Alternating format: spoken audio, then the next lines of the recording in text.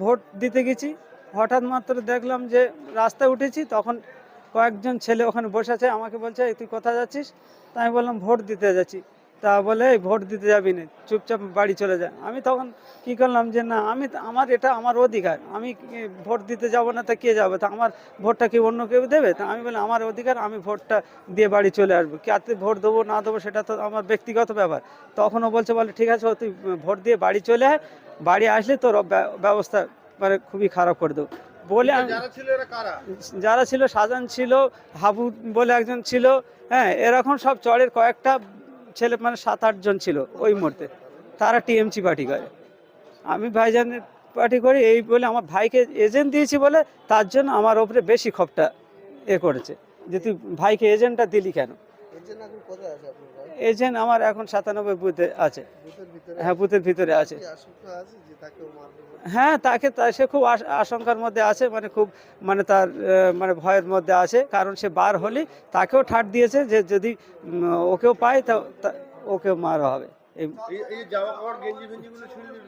হ্যাঁ, এই যে গেঞ্জি ছিঁড়েছে আমার, এইসব কোদালের মাটি দিয়ে মেরেছে, যে যেমন পেরেছে, বুকে টেকে লাথি মেরেছে, হ্যাঁ, গলা টিপে ধরেছে, নানান ভেবে তাদের মানে আমার উপরে অত্যাচার করেছে। যারা মেরেছে তারা আপনাদের পূর্ব পরিচিত? হ্যাঁ, আমি অবশ্যই চিনি, তাদের চিনি। কি নাম? শাহজাহান, প্রথমে তো শাহজাহান 1 নম্বরে ছিল, হাবু ছিল 2 নম্বরে, তারপরে আরো অনেকেই ছিল, তাদের নাম আমি জানি না, কিন্তু তাদের আমি চিনি, আমাদের এলাকারই ছেলে, আমাদের বুথেরই ছেলে সব। তাদের বিরুদ্ধে কি অভিযোগ জানেন? হ্যাঁ, অভিযোগ তো জানাচ্ছি। হ্যাঁ, কোথায় জানিয়েছেন অভিযোগ? আমি অভিযোগটা জানিয়েছি আমার মানে আরাবলদার অফিসে। হ্যাঁ, এখন ঘর ছাড়া বলতে আমি এই মুহূর্তে আমি রিপোর্ট করাতে এসেছি, আমার যে অবস্থা খুবই ভালো না। কি নাম আপনার? আমার নাম নজরুল ইসলাম মোল্লা, দেউলিওয়ান। গ্রাম চণ্ডীবাড়ি। দেখুন, আমি প্রথম থেকে বলে আসছি, এখনও বলবো যে আমার ডবল ডিজিট নিয়ে এবারে বিধানসভায় যাচ্ছে। তবে সত্যিকার কথা, এবার নির্বাচন অনেকটাই ফ্রি অ্যান্ড ফেয়ার হয়েছে, গণনাটা বাকি আছে। যেভাবে মানুষ ভোট দিয়েছে স্বতঃস্ফূর্ততার সাথে, আমাদের রেজাল্ট 2021 থেকে অনেক ভালো রেজাল্ট হবে। কিন্তু ক্যানিং পূর্বের আপনাদেরই প্রার্থী আরাবুল সাহেব বলছেন যে গণতন্ত্র ক্যানিং পূর্বে নেই। আমি ঠিক কথা বলেছে তো। আপনারা এজেন্ট বসবে, তার বাড়ির সামনে যদি হুমকি দেওয়া, তাকে মারধর করবে, এজেন্টের কাগজপত্র কেড়ে নেবে, এটা গণতন্ত্র? তারপরে আলাবুল ইসলাম গিয়ে তো ম্যাক্সিমাম এজেন্টদের বসিয়েছে। গণতন্ত্রকে ফিরিয়ে আনার লড়াই করছে আলাবুল ইসলাম স্যার। কেন পূর্বে আমরা জিতছি। প্রার্থী নওশাদ সিদ্দিকীকে দেখলাম আজকে কর্মীদের নতুন ভূমিকা পালন করতে বিভিন্ন জায়গায় ছুটে যেতে, এখন লাভ মেরে যেতে।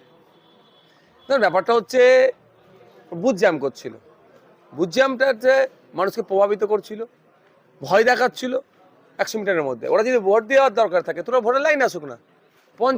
একজন পঞ্চায়েতের সদস্য ওর নেতৃত্ব হচ্ছিল। প্রথমে যখন আমি ভোট ওই বুথে যাই, পরিদর্শনে যাই, তখন বলে গেলাম, বলে তাকে সরিয়ে দিল। যেই আমরা গাড়িতে উঠছি, সে অকথ্য ভাষায় গালিগালাজ করে আবার বলছি, এসে জড়ো হচ্ছে। তাই নামলাম, দেখি এবার কেমন গালাগালি গেছে, সামনের সাথে গালাগালি একটু দেখি।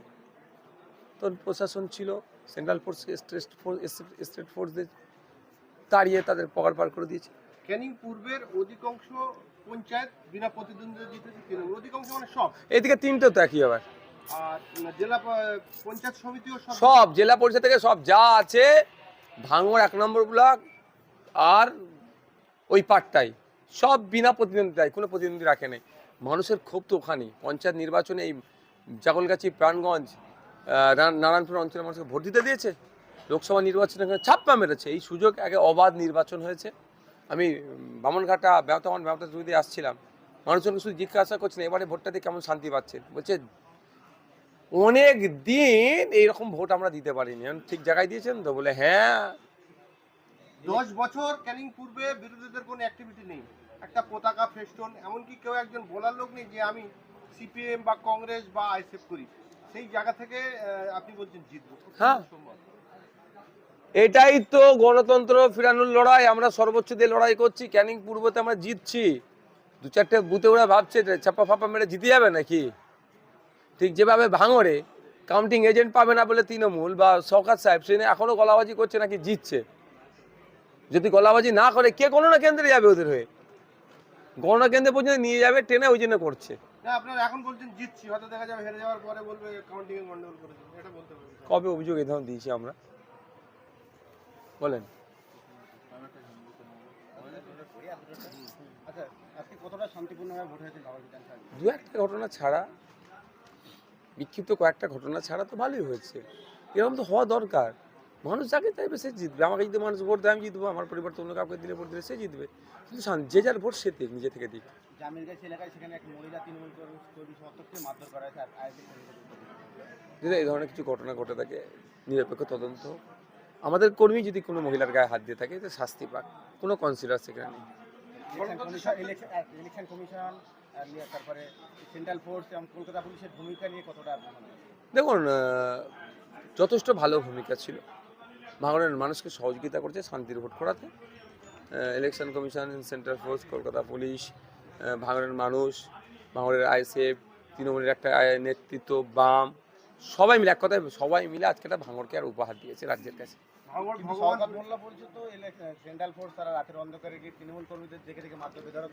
আচ্ছা, আপনি আজকে সেন্ট্রাল বোর্ড যেখানে দিঘির পাড়ে কি করছিল, বসে দাঁড়িয়ে সব খেলা দেখছিল তো, তাই আমি ওইটার জন্য সমস্ত বিষয় বলবো?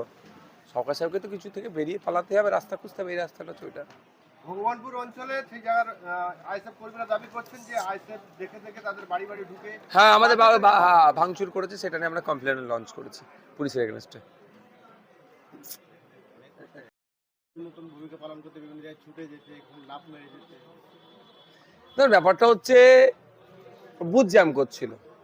বুথ জ্যামটা হচ্ছে মানুষকে প্রভাবিত করছিল, ভয় দেখাচ্ছিল 100 মিটারের মধ্যে। ওরা যদি ভোট দেওয়ার দরকার থাকে তোরা ভোটের লাইন আসুক না।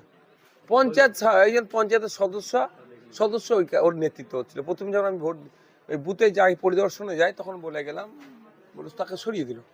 যেই আমরা গাড়িতে উঠছি সে অকথ্য ভাষায় গালিগালাজ করে আবার বলছি যে এসে জড়ো হচ্ছে। তা নামলাম, দেখি এবার কেমন গালাগালি গেছে, সামনের সাথে গালাগালি একটু দেখি।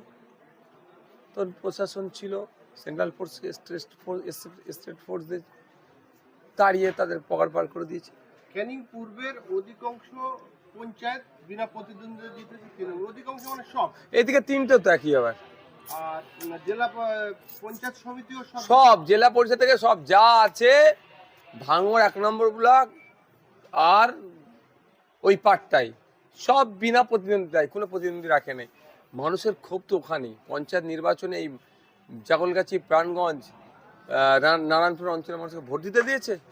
লোকসভা নির্বাচনে ছাপ্পা মেরেছে। এই সুযোগ আগে অবাধ নির্বাচন হয়েছে। আমি বামনঘাটা ব্যবতা যদি আসছিলাম, মানুষজনকে শুধু জিজ্ঞাসা করছেন এবারে ভোটটাতে কেমন শান্তি পাচ্ছেন। বলছে অনেক দিন এইরকম ভোট আমরা দিতে পারিনি। ঠিক জায়গায় দিয়েছেন তো? বলে হ্যাঁ। 10 বছর ক্যানিং পূর্বে বিরোধীদের কোন